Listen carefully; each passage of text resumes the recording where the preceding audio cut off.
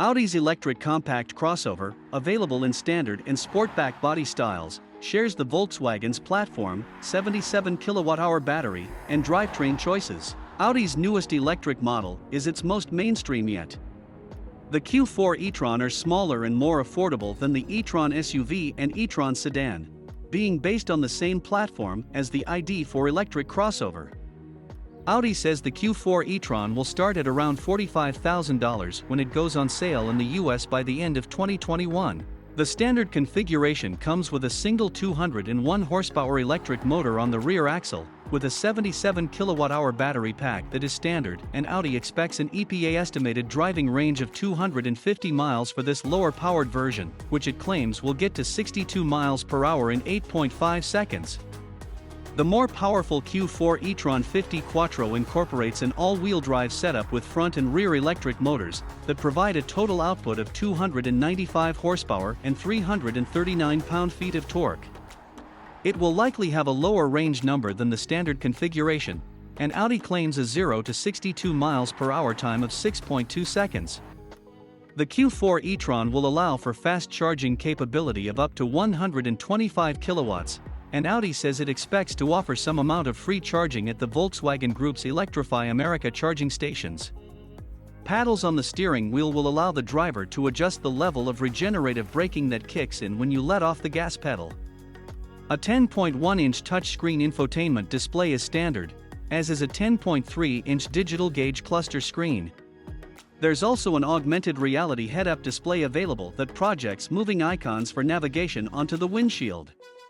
A conventional round steering wheel is standard, and a more squared-off wheel with a flat top and bottom is optional. Even with those shrunken dimensions though, Audi thoughtfully packaged the interior to use all of the available space. Designers and engineers extracted 18.9 cubic feet from the cargo hold behind the second row in the standard Q4 Sportback, and 51.6 cubes with the second row folded flat. In terms of materials, Audi will offer buyers the choice of either artificial or Nappa leather. The S-Line model, specifically, will come standard with the real hide. Joining the faux leather is a high-quality Dina mica trim that looks and feels like suede, but consists of 45% recycled materials. Trim options like wood and aluminum will also be available, as well as plastic on the base model. The Q4 e-Tron is shaping up to be an appealing alternative to the ID.4, especially considering that the more down-market Volkswagen starting price is only a few $1,000s less. Expect the Sportback version to command a slight price premium, as is the case with the larger e-Tron and e-Tron Sportback. The Q4 e-Tron and Q4 Sportback e-Tron will go on sale in Germany beginning in June, with a starting price of €41,900.